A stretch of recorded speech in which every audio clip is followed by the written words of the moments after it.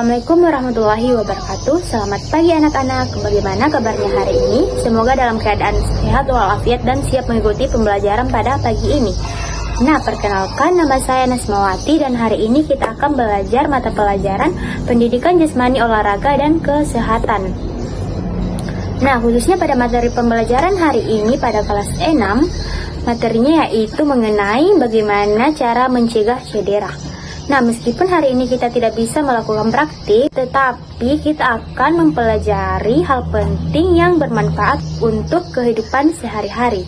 Nah, sebelum kita mulai menjelaskan materi, coba ingat-ingat siapa yang pernah terjatuh saat bermain atau pernah terkilir ketika berlari.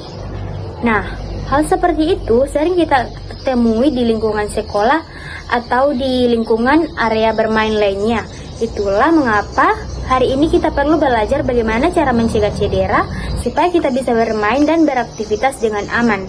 Nah, hari ini kita akan belajar mengenai 3 hal utama, yaitu apa sih itu cedera, dan yang kedua, apa saja penyebab cedera saat kita beraktivitas, dan yang ketiga, bagaimana cara mencegah cedera agar kita tetap aman.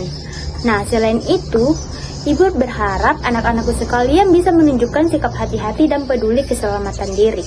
Ibu akan menjelaskan materi mengenai apa sih itu cedera. Nah, cedera adalah kerusakan pada tubuh yang terjadi karena benturan, jatuh atau menggunakan otot secara berlebihan. Saat bermain, kita bisa mengalami luka gores, memar, terkilir, atau lecet.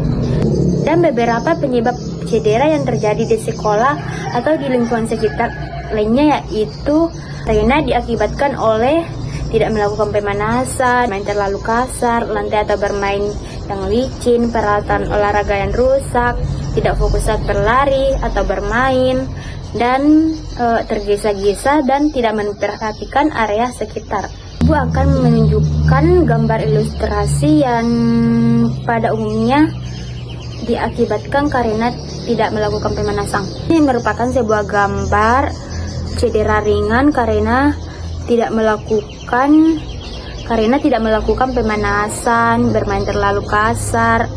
Nah, hal seperti ini perlu kita perhatikan saat bermain agar terhindar dari cedera. Jenis cedera ringan bisa terjadi pada anak sekolah, diantaranya adalah luka gores, memar, terkilir, lecet. Ini adalah semua cedera ringan, tapi tetap harus kita hindari. Saran, kita harus tahu bagaimana sih cara mencegah cedera.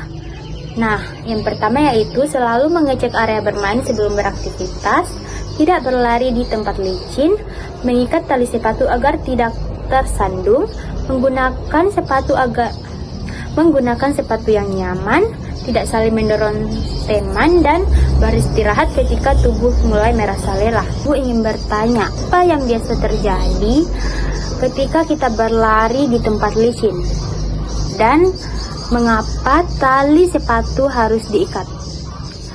Nah, bagus. Anak-anakku sudah tepat. Kalian sudah memahami bahwa keselamatan adalah hal yang paling penting. Akhir pembelajaran, siapa yang bisa menyebutkan 3 hal cara mencegah cedera saat bermain? Nah, bagus sekali. Jawaban anak-anakku sudah menunjukkan bahwa anak-anakku sudah paham bagaimana cara mencegah keselamatan agar tidak terjadi cedera. Ingat ya, kebiasaan seperti mengikat tali sepatu dan tidak mendorong teman dan mengecek lantai sebelum bermain itu sangat penting untuk mencegah cedera. Nah, aku perlu ingat satu hal utama, yaitu keselamatan adalah tanggung jawab kita sendiri. Kalau kita hati-hati, kita bisa bermain dengan aman dan tetap bersenang-senang. Jadi biasakan menjaga diri dan saling mengingatkan teman ya. Nah, sebelum pulang, Ibu punya tugas ringan.